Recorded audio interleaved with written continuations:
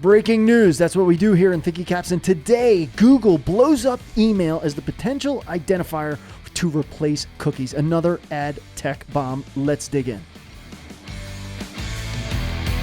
Richard, all right. So Google has basically said that email-based identifiers aren't a sustainable long-term solution or investment for brands. What's going on here? What's the scoop? Yeah, this is... it never continues to surprise, does it? Yeah. What's going on with this ad tech disruption? But let's just dig in here. So, let's look at what Adweek says, because I think they have an interesting quote here. We'll describe to those that maybe not be completely up to the news on why this is such a big bomb. So, as they say, the level of cooperation from independent ad tech players, publishers, and even some media agencies to replace third-party cookies with hashed email addresses had led to growing speculation that even Google would get behind the initiative. However, today Google stopped this train dead in its tracks and released a policy update that will be seen as a massive setback for many in the industry. So let's just unpack this, right? So essentially what we're saying is that Google has just issued a firm policy clarification curbing these alternatives. And as you say, it's another massive ad tech bomb.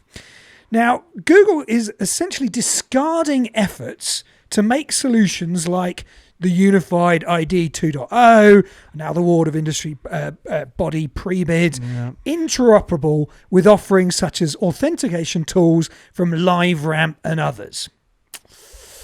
Ouch! So this is big. This is big news. Now the sort of the bearer of bad news from Google is a guy called David Temkin, right? And he's the Google's director of product management, ads, privacy, and trust. And he essentially made this, policy statement in a blog post, which was questioning the viability of Unified ID 2.0 in the Google ecosystem. Okay, so let's break down, though, what the impact is here for our audience, the brand marketers, the people who are going, what do I do? Is it Flock? Is it emails? Is it how do I advertise in the future? Well, mainly what we're going to do is clarify that this does not in any way impact any of the things we've been saying about this ecosystem. In fact, I want to quote Google here and David Temkin himself, because it really points to actually needing to double down on all the things we're saying about, build connections with consumers, get consent, zero-party data, gather your first-party data interactions. All these things are actually amplified by this change. So let's take a look at what came from the horse's mouth. First-party relationships are vital. Developing strong relationships with customers has always been critical for brands to build a successful business, and this becomes even more vital in a privacy-first world. Mm-hmm. We will continue to support first-party relationships on our ad platforms for partners in which they have direct connections with their own customers. Yes. And we'll deepen our support for solutions that build on these direct relationships between consumers and brands and publishers that they engage with. Boom, Rich. Only if our predictions on Bitcoin were as dead on as they are about the data we've been talking about, we'd be billionaires. Yeah.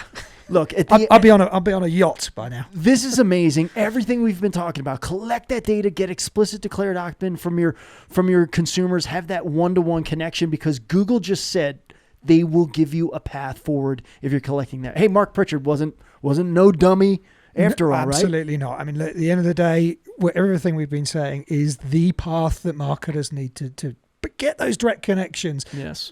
Gather that zero-party data, get the emails, get the consent. Yes. Make sure you pool all your first-party data. If you've got that first-party data relationship with your customers, Google will help you deliver business efficacy and success. So, double down. That's the message today. Double down. And look, we've been beating this like a dead horse, but you can also connect with your consumers directly without Google, without Facebook, without Zuckerberg, without an algorithm. If you have that first party and zero party psychographic data, you can go to email, you can go to mobile, no algorithm. So twofold reason why to do this. If you're not doing it right now, you better stop what you're doing and put a plan in place It's a quick one today, Yeah. but hopefully that gives marketers a quick view on some really, really important news. Okay, thanks. Breaking news here on Thinking Caps. We'll be bringing it to you constantly. Just check us out, LinkedIn, Cheetah Digital page. Appreciate it. We'll see you next time.